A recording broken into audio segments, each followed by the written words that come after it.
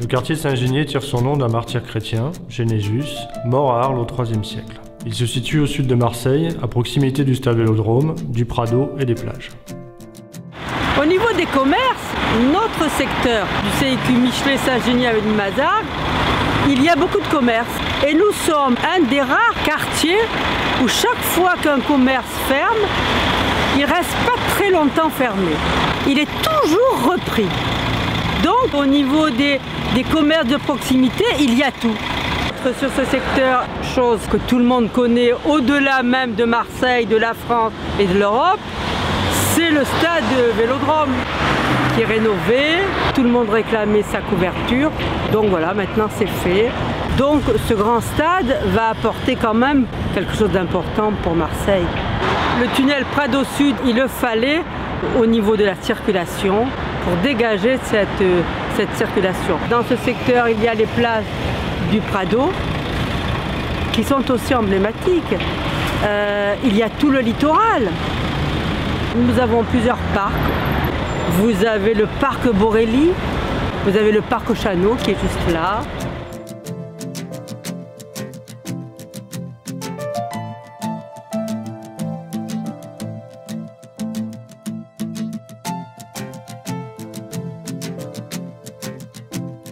Dans son prolongement, le quartier de Sainte-Anne tient son nom de la fille de Monsieur Thieux, donateur du terrain où sera édifiée en 1859 une chapelle qui deviendra l'église actuelle de Sainte-Anne, dédiée à l'aïeul du Christ. On est réunis là sur la place centrale, qui est la place emblématique de Sainte-Anne. Sainte-Anne, c'est 12 000 habitants. Il y a une centaine de commerçants, centaines de professions libérales aussi. Nous avons le Corbusier, qui est connu, je dirais, du monde entier.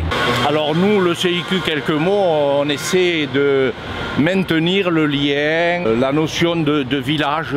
Traditionnellement, les CIQ interviennent pour la voirie, enfin pour toutes les questions d'environnement, mais nous, on intervient beaucoup, on essaie de faire beaucoup d'animations culturelles.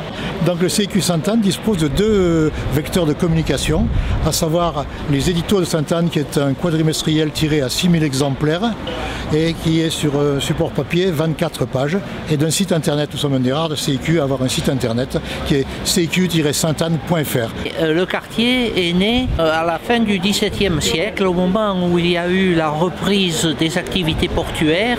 Des gens se sont enrichis, en particulier des négociants. Donc ils sont venus se réfugier dans les campagnes pour fuir à la fois les mauvaises odeurs de la ville ainsi que toutes les maladies qui traînaient à ce moment-là. En continuant plus au sud, le quartier de Mazargues, avec ses deux axes centraux, le boulevard de la Concorde qui rejoint l'Obélisque et la rue Émile Zola. À l'époque médiévale, ce territoire se nommait Vallée de Marsange, puis Marsagène, Massangue et fin XVIe siècle, Mazargues. Autrefois, le village de Mazargues était peuplé de pêcheurs.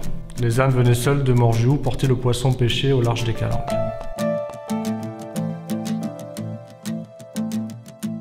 La calanque de Morjou est l'une des calanques les plus connues et les plus fréquentées par les Marseillais. Le mot calanque vient du provençal calanco, qui signifie escarpé. La calanque de Morjou est une des seules calanques habitées, une centaine de cabanons, avec son petit port protégé par une digue. On y accède par une petite route bien cachée dans la région des Baumettes. Le col de Morjou réserve une vue imprenable sur la mer et les îles Rioux, Plane et Gers.